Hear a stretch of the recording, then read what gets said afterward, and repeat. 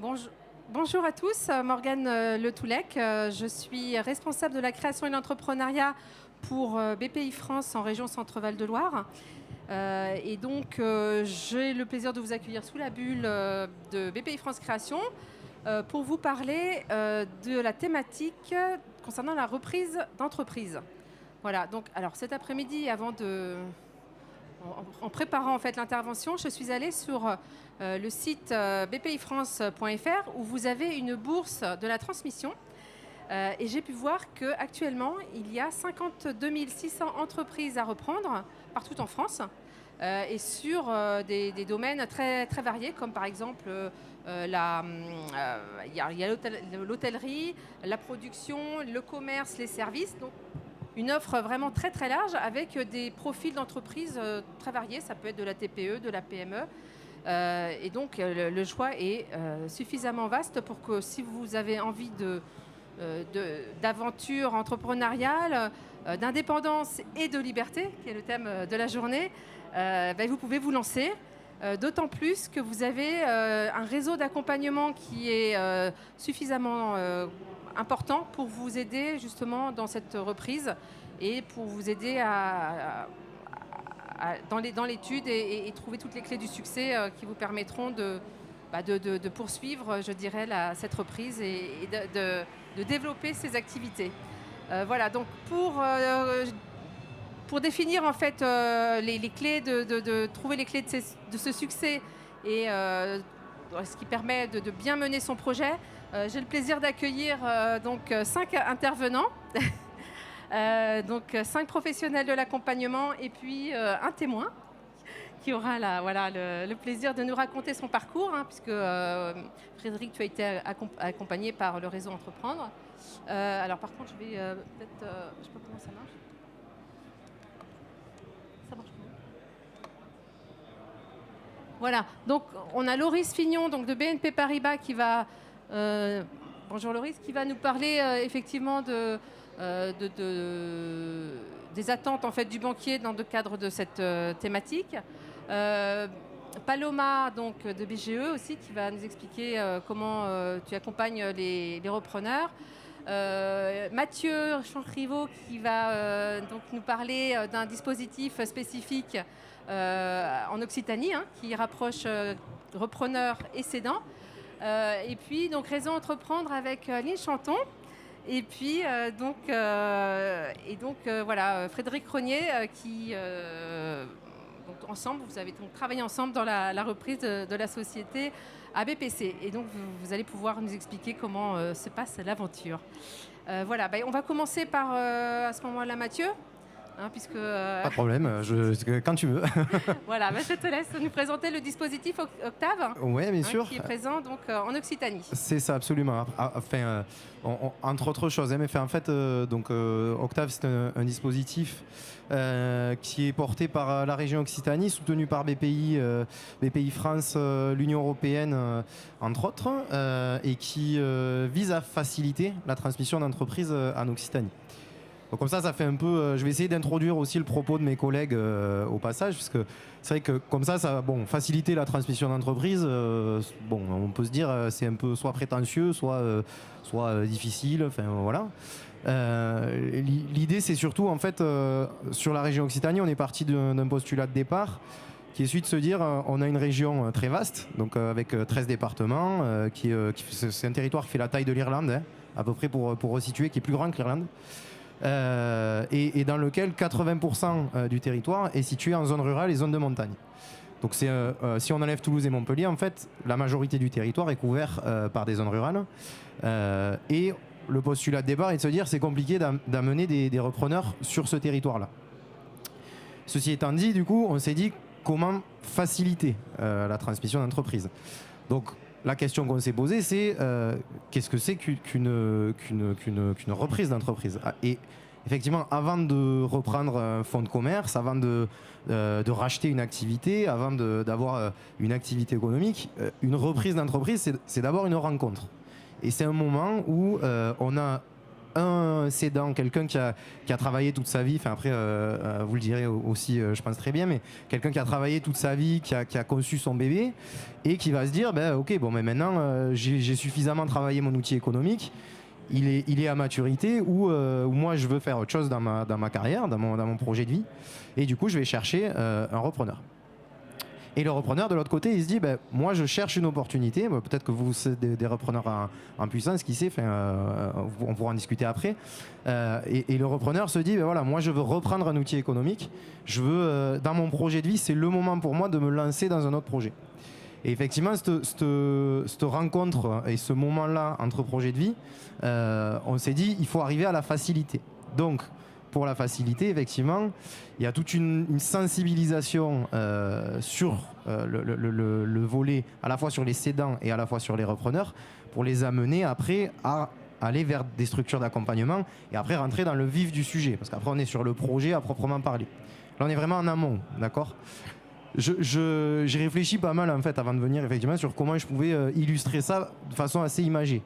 Et il y a une image qui m'est venue, c'est en fait, on va considérer qu'une entreprise, c'est un train. D'accord ? Donc, un train, pour lancer le train, d'abord, il va falloir l'assembler. Ça, c'est la première chose à faire. Si je crée mon entreprise, je pars de zéro. Donc, j'assemble mon train avec mes accompagnateurs qui vont aller venir m'aider pour l'assembler. Je vais l'assembler, je vais devoir le mettre sur les rails, je vais devoir faire le plein, mettre de l'essence, le lancer sur la voie ferrée, et derrière le piloter, le conduire. Donc tout ça, mis bout à bout, ça commence à faire des choses. Une reprise d'entreprise, à la différence de ça, le train, il est déjà lancé en fait. Et du coup, c'est très imagé, mais on va changer de conducteur. C'est-à-dire que pendant que le train roule, le train est à pleine vitesse, et en fait, on va changer de conducteur, et un conducteur nouveau va arriver avec des idées nouvelles, et peut-être changer de braquet, avoir une vitesse plus importante, et donner un nouvel élan au final à son train. Et du coup, pour que ce changement de conducteur se passe bien, effectivement, il y a une notion d'accompagnement qui est indispensable et de sensibilisation qui est indispensable pour qu'on puisse dire à la personne qui conduit, c'est peut-être temps de ralentir, c'est peut-être temps de regarder si dehors il y a des gens qui tapent au carreau, et de faciliter en quelque sorte la rencontre et la montée à bord d'un repreneur d'affaires. C'est effectivement très imagé, mais voilà. Et pour illustrer ça, c'est vrai que moi je vais aussi vous parler d'une personne qu'on a accompagnée par le biais par le programme Octave, qui en fait sert au final de marchepied, si vous voulez, d'aide à monter dans ce train. Donc l'année dernière, c'était pas sur le Big, c'était sur un salon à Paris, un autre salon à Paris où on était présent. On a rencontré, c'était il y a 2 ans, pardon. On a rencontré un monsieur qui s'appelle Christophe, qui était cadre en région parisienne et qui voulait changer de vie.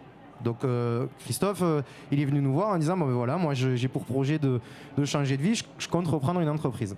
Et ça tombait bien parce que juste avant, on était allé dans une autre entreprise, dans les Pyrénées, en Ariège, voilà, magnifique département, une fromagerie, et une entreprise qui cherchait à passer le témoin.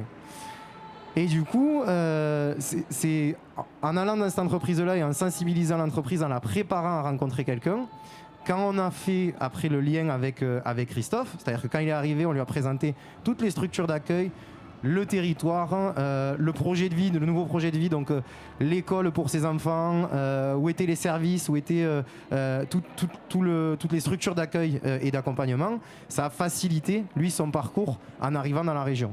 Et c'est vraiment là où l'accompagnement prend tout son sens. Et je vais laisser la parole à Vanny qui va vous l'expliquer plus sur un volet entrepreneurial, justement. Mais c'est vrai que l'accompagnement, on l'amène, on facilite au final la rencontre entre parcours et projet de vie, et c'est ça qui est important, il me semble, à mon sens, mais c'est ce que vont dire aussi, je pense, mes camarades. Voilà. Et ça vous permet aussi, du coup, de faire venir des personnes, des entrepreneurs qui veulent reprendre une entreprise d'autres régions de France, en fait. C'est aussi attractif de ce point de vue-là. C'est ça, ouais, tout à fait, parce que c'est là. C'est du clé en main que vous leur proposez quand ils arrivent sur votre territoire. Exactement, c'est exactement ce que tu dis. D'accord, très bien. Ouais, et ensuite, une fois que vous avez convaincu la personne de venir s'installer chez vous, là, le parcours commence en fait concernant aussi, enfin continue en tout cas, Bien sûr. pour Qui est plus traditionnel après, parce qu'on est plus sur un accompagnement traditionnel. Mais effectivement, on fait du clé en main. Enfin, c'est exactement ce que tu dis. C'est-à-dire que nous, on prépare tout le monde à ce que ça se passe bien. À la fois, on rassure le cédant, on lui dit voilà, ça va bien se passer.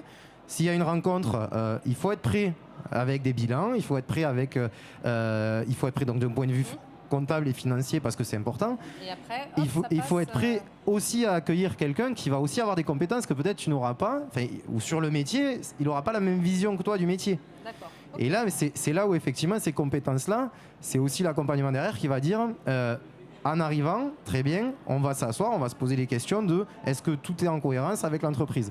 Et si tout n'est pas en cohérence, quelles vont être les perspectives d'évolution, quoi. D'accord. Voilà. Ok. Merci Mathieu. Merci.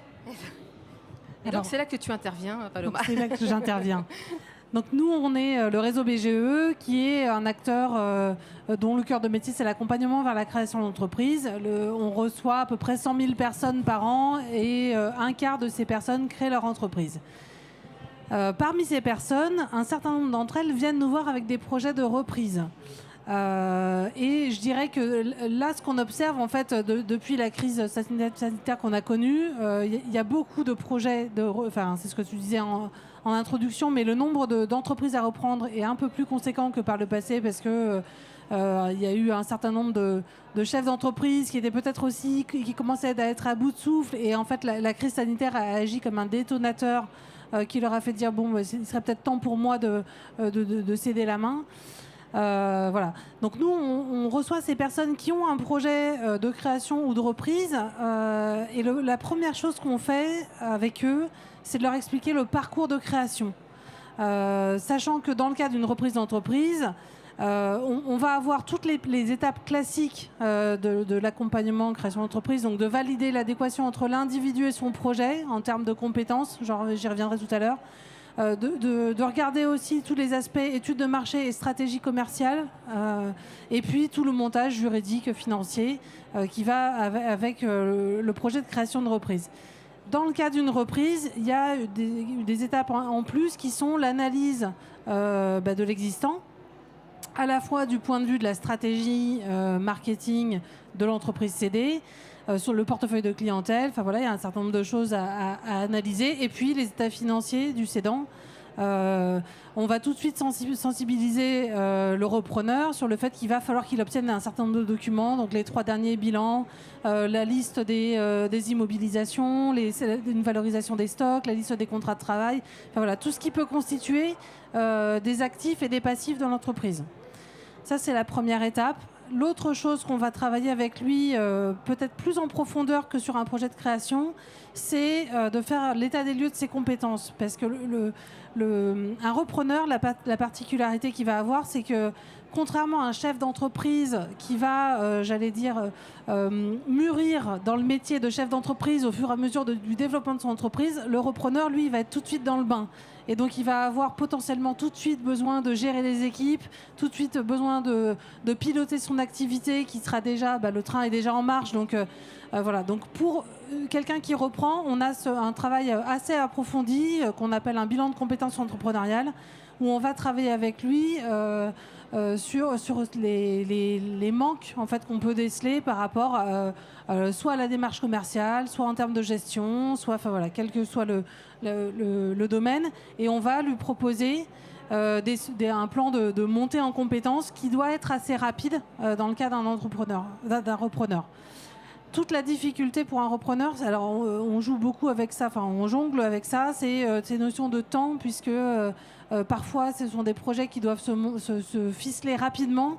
Et donc il faut en même temps qu'il structure sa reprise d'un point de vue juridique et qu'il pense aussi à lui en termes de est-ce que je vais être suffisamment compétent ou non pour pouvoir reprendre le flambeau.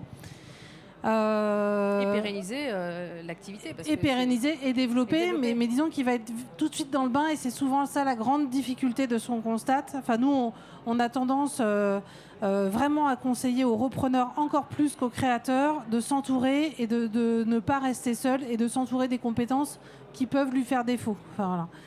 Une chose qui est importante aussi, qu'on va amener rapidement dans l'accompagnement, c'est les notions de parrainage, parce que pour un repreneur, vraiment avoir un mentor à côté de soi qui va pouvoir aider. Alors parfois c'est le cédant qui peut, il peut y avoir une période de binôme, mais c'est souvent bien quand ça peut se passer, mais bon, parfois ça peut pas se faire. Nous on trouve qu'il est très important pour un repreneur d'être accompagné et de pouvoir rentrer dans des systèmes de parrainage. Comme le propose le réseau Entreprendre. Pour un entrepreneur, l'isolement, c'est souvent, quand on lit un peu les études sur l'entrepreneuriat, l'isolement, c'est souvent vécu comme une difficulté majeure, mais je dirais encore plus pour un repreneur. Donc si vous êtes dans ces situations-là, vous songez à une reprise d'entreprise, vraiment pensez à vous tourner vers ces réseaux qui proposent du parrainage par des pairs et des gens expérimentés, des chefs d'entreprise, qui vont donner de leur temps pour accompagner. Le dernier point, peut-être que je vois le temps qui passe, c'est que bien souvent, les personnes qui s'intéressent à l'entrepreneuriat viennent avec des projets de création. Et en fait, nous, on a quand même coutume aussi de tout de suite allumer la lumière de la reprise d'entreprise parce que, comme tu le disais, plutôt que de partir de rien et de monter les briques une par une, parfois, c'est quand même plus intéressant de partir tout de suite sur un projet de reprise s'il y a une opportunité qui se présente. Et quand on voit le nombre d'entreprises ACD qui ne trouvent pas de repreneurs, c'est probablement une démarche qui n'est pas assez systématisée dans les réseaux, y compris chez nous dans les réseaux d'accompagnement. On va faire notre mea culpa, mais voilà. Je vais passer la parole. C'est toi qui suis, Aline. Voilà, donc je vais passer la parole à Aline qui va pouvoir parler de parrainage justement et de bien d'autres choses. Alors vous l'avez compris, dès l'instant où les repreneurs, les futurs repreneurs. Là, vous m'entendez ? Voilà, oui, c'est bon là. Donc vous l'avez compris, dès lors où les porteurs de projets qui veulent reprendre une entreprise ont été bien préparés par nos confrères, nous on prend le relais. Donc moi je représente le réseau Entreprendre, donc Loire et Berry, mais je représente au sens large le réseau Entreprendre. Donc aujourd'hui c'est 130 implantations, réseau Entreprendre, présentes dans 10 pays, dont les 2 tiers sont quand même en France, donc vous en avez quasiment une sur chaque département. Et la particularité du réseau Entreprendre, c'est que c'est un réseau privé composé de chefs d'entreprise bénévoles en activité qui donnent de leur temps pour accompagner de nouveaux entrepreneurs. Donc à l'échelle nationale, c'est 15 000 entrepreneurs en activité qui donnent de leur temps. En région centre, c'est un petit peu moins, mais voilà. Donc ce qu'il faut savoir, c'est que la particularité et l'ADN de Réseau Entreprendre depuis le début, c'est l'accompagnement d'un pair par un pair, PAIR. Voilà. Nous avons une certaine antériorité puisque le réseau existe depuis 1986 sur le territoire, donc a quand même fait ses preuves. Et il a été créé à l'initiative d'un entrepreneur qu'on est beaucoup à connaître, même s'il n'existe plus aujourd'hui. Mais on le doit à André Mullier, le fondateur du groupe Auchan, qui en fait est parti d'une idée toute simple en 1986, qui était de dire pour créer des emplois, créons des employeurs. Donc l'histoire se poursuit, c'est plutôt une belle histoire. Et dans les entrepreneurs qu'on accompagne, on a 50% de repreneurs et on a plusieurs programmes d'accompagnement, à la fois des entrepreneurs, des primo-repreneurs ou des primo-créateurs, mais toujours des entrepreneurs qui vont créer de l'emploi. Ça, c'est vraiment la spécificité de Réseau Entreprendre. Et dans le cadre des reprises, souvent, il y a de l'emploi et on n'accompagnera qu'à partir du moment où il y a 5 emplois au départ et que le repreneur a la perspective d'en créer d'autres. Voilà. Donc, nous accompagnons humainement, vous l'avez compris, grâce à des entrepreneurs qui adhèrent à notre réseau, mais on accompagne aussi financièrement. C'est-à-dire qu'on octroie des prêts d'honneur qui vont de 15 000 à 90 000 euros à taux zéro, sans caution, qui sont garantis par BPI. Et ces prêts d'honneur n'ont pas vocation à remplacer les prêts bancaires, ils ont vocation à avoir un effet levier auprès des banques. Et je pense que vous en parlerez tout à l'heure. Et pour les banques, c'est aussi un gage de pérennité parce que l'entrepreneur, et je vais passer la main très vite à Frédéric, l'entrepreneur qui est accompagné, il est accompagné minimum pendant 2 ans par un chef d'entreprise. Il se rencontre tous les mois et il nous renvoie des indicateurs de suivi. Voilà. Et on peut prolonger jusqu'à 3 ans. même souvent ça dure plus longtemps parce que ça devient des amis, quoi. Voilà, et ils se quittent plus. Donc on n'est pas là pour remplacer le travail des banques, vous l'avez compris, on est là pour avoir un effet levier. Quoi de plus qu'un exemple en nature, en vrai? Je vais passer la main à Frédéric. Merci. Donc oui, bonsoir. Frédéric, chef d'entreprise depuis 2017. Avant, j'étais dirigeant, moi j'étais cadre supérieur dans une entreprise internationale et j'ai pris l'option de devenir chef d'entreprise, de reprendre une entreprise dans le Cher, une petite entreprise de BTP qui fait de la préfabrication béton, donc quelque chose d'extraordinaire, qui parle de tout à chacun. En 2017, j'ai eu la chance d'être accompagné par le réseau Entreprendre. J'ai commencé par le réseau, par devenir Start. Et on a fait une croissance de 35% les 2 premières années. Le plus important dans tous les écueils qu'on a pu avoir avec mon associé, parce que j'ai la chance d'avoir un associé, c'est qu'on est passé de 15 à 23 salariés. Il a fallu se structurer. Il y a des seuils, il y a des choses comme ça. Mais le plus important, c'est de s'accompagner, d'aller vers les autres, de demander, de poser des questions. Je ne suis pas chef d'entreprise de père en fils, je me suis pas improvisé chef d'entreprise un matin. J'ai demandé à mes pairs, je me suis fait accompagner. Et ça, pour moi, ça a été une pierre fondamentale dans la reprise. La deuxième, qui est très importante, c'est j'ai appris à me connaître moi, j'ai appris à connaître l'entreprise, les hommes, le matériel, les clients. Et ça, c'était très important dans les éléments. Et après,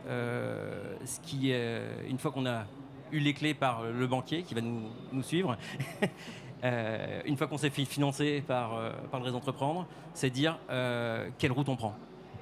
Ça, c'est pas un truc qu'on apprend, voilà, il va falloir lancer l'entreprise. Moi, j'ai regardé les bilans, j'ai regardé ces choses-là, mais le jour où on a la clé d'entreprise, c'est où est-ce qu'on va, comment on le fait, est-ce qu'on prend du plaisir. Moi, au bout de 3 ans et demi, j'ai l'impression que c'était hier. On a fait évoluer l'entreprise avec nos gars, avec nos moyens, avec notre passion. Parce que c'est souvent ce qui anime le chef d'entreprise, c'est qu'il faut y aller par passion. Et c'est une super aventure. Donc nous, on a pris l'option reprise, une entreprise qui était de 98. On la reprend en 2017. On a convaincu un vieux cédant de 70 ans de partir à la retraite. On l'a accompagné. C'est pas évident, c'était son bébé. Hein. Faut l'imaginer, ça a été un drame. Nous, ça a été 6 mois de négociation. Donc il a fallu accompagner le cédant, même nous en tant que repreneurs, pour l'aider à partir. C'était à l'inverse. D'habitude, c'est le cédant qui accompagne les repreneurs. Là, c'était. Ouais, il y a eu un gros accompagnement psychologique pendant quasiment 1 an. Donc il revenait dans l'usine, il tournait, voilà. Et après, il s'est rendu compte qu'on n'avait pas les mêmes habitudes. On avait 2 quadras par rapport à un 70 ans. Les idées se sont démultipliées. Et on a pris beaucoup de plaisir. Et ça, si vous choisissez cette voie-là, il y a plein de moyens de trouver chaussures à son pied, pas forcément en Ile-de-France, pas forcément en région centre, même si la région centre c'est magnifique. Moi je venais de l'international, donc aucun appointance avec Vierzon. Vous regarderez sur une carte, vous écouterez Jacques Brel, mais il n'y a pas d'attirance. Mais on arrive à prendre plaisir partout si on a la passion, si on a les hommes et si on a les moyens. Voilà, tout simplement. Et Frédéric, alors avec la crise du Covid, est-ce qu'il y a toujours la passion dans le métier, dans l'entreprise que vous avez repris, ou des doutes? Est-ce que aujourd'hui, vu le contexte, comment est-ce que vous vivez justement cette reprise qui est il y a 2 ans déjà de passer? Voilà, comment vous vivez? Ça se passe bien?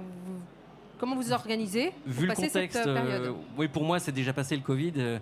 On a eu la chance de faire des projets assez sympathiques comme le cours central Philippe Chatrier. On est en train de faire les tours du haut qui sont juste à côté. Là, on vient de terminer le 25e étage.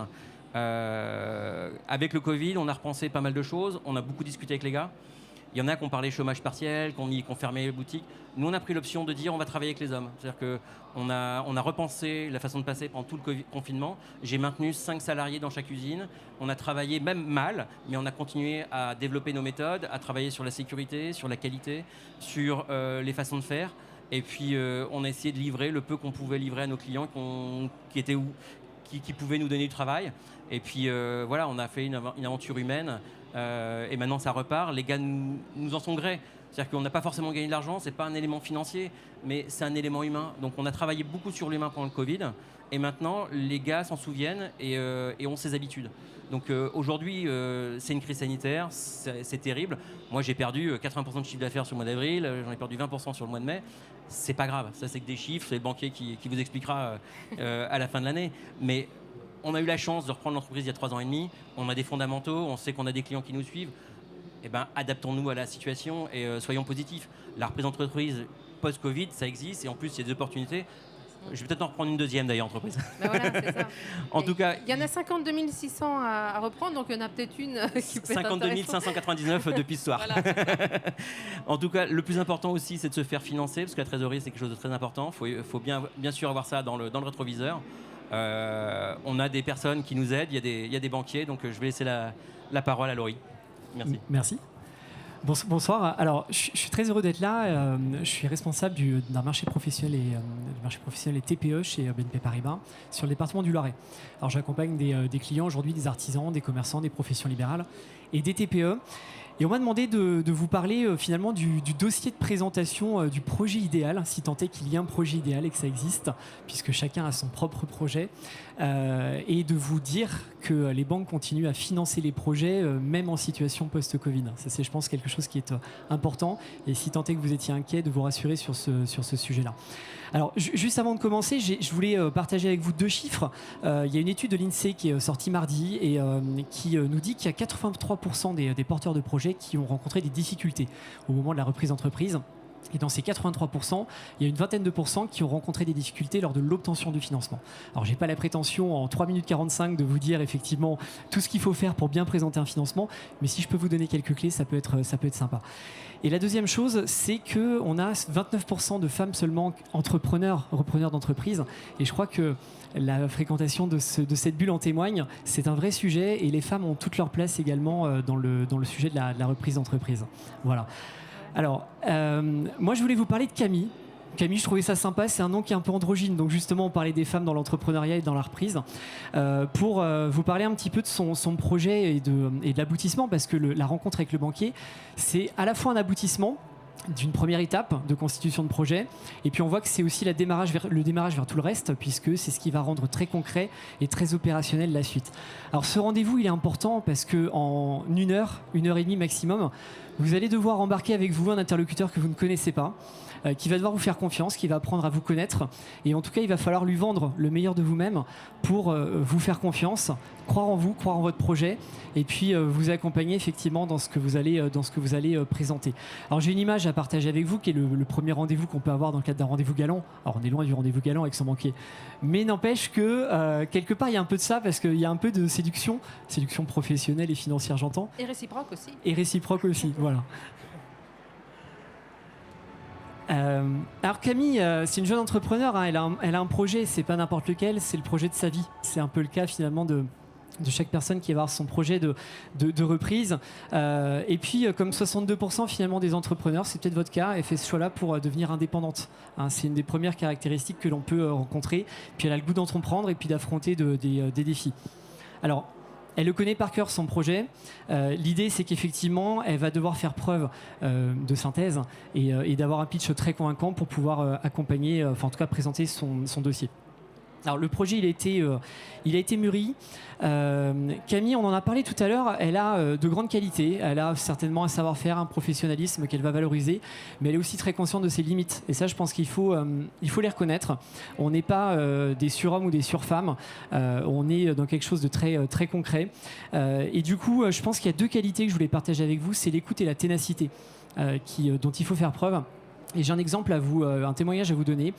J'ai rencontré 3 jeunes entrepreneurs d'une trentaine d'années, il y a de ça 1 an et demi, qui avaient un projet de reprise, qui ont été accompagnés par un courtier professionnel du financement et qui a sollicité 7 banques. Voilà. 7 banques, vous imaginez un peu le travail, 7 refus.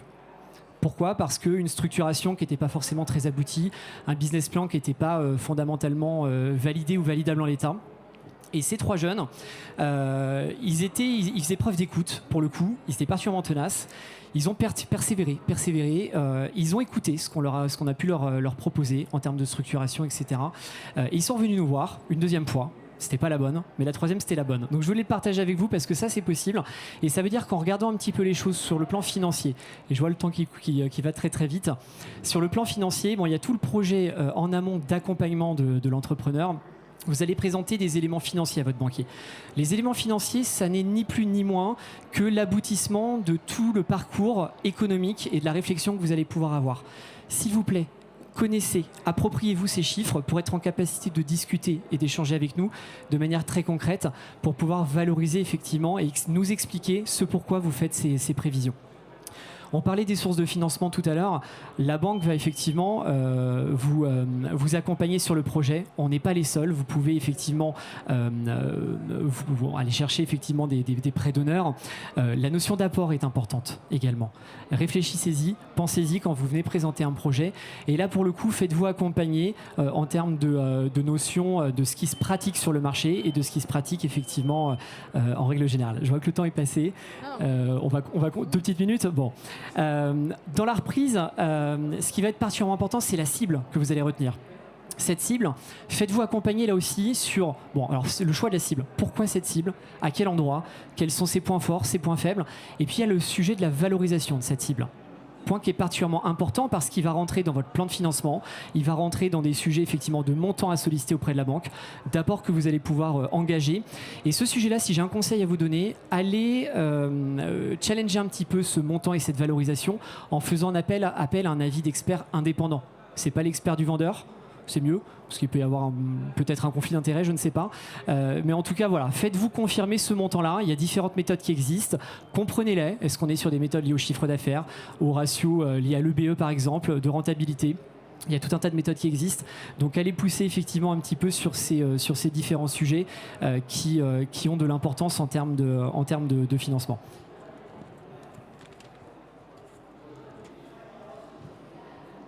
Alors, on va tilter quelques instants là notre projet entre guillemets idéal, et je pense qu'on ne peut pas parler de reprise et d'entrepreneuriat sans faire un détour par la situation qu'on rencontre aujourd'hui, qui est celle du Covid. Je pense que c'est un point qui est important. Alors là, il n'y a pas de recette miracle sur ce sujet-là. Je pense qu'on a tous été pris de court au mois de mars quand tout s'est arrêté, quand tout s'est fermé. Vous imaginez qu'on a été propulsé aux côtés d'un bon nombre d'entreprises pour finalement jouer un rôle clé à leur côté et pour leur permettre de continuer à travailler, de continuer à exister, de continuer à payer ses salariés, puisque l'enjeu de la trésorerie, c'est un sujet qui est particulièrement sensible. Et pour le coup, effectivement, on a joué un rôle de distributeur, notamment de prêts garantis par l'État, de manière assez conséquente. Pour vous donner un ordre de grandeur, on a doublé notre production de crédit par rapport à une -1. Alors ça inclut notamment la distribution des PGE, mais ce sont sur des volumes qui sont relativement conséquents. Alors dans le cadre d'un projet, je vous disais tout à l'heure que la reprise, on va continuer à vous accompagner, continuer à financer les projets. Sur ces projets de reprise, il va falloir penser Covid quand même un petit peu. C'est-à-dire qu'on ne peut pas faire l'impasse sur le sujet. Penser Covid, ça veut dire quoi? Ça veut dire concrètement, je reprends une boîte. Est-ce que le Covid a eu un impact sur le business de cette boîte? Est-ce qu'elle a un impact encore aujourd'hui? Et concrètement, est-ce que je dois considérer, moi, dans les prévisions que je vais faire, de stresser un petit peu mon business plan, mon business model, et même le stresser sacrément fortement pour voir un petit peu la résistance de la structure que vous allez reprendre.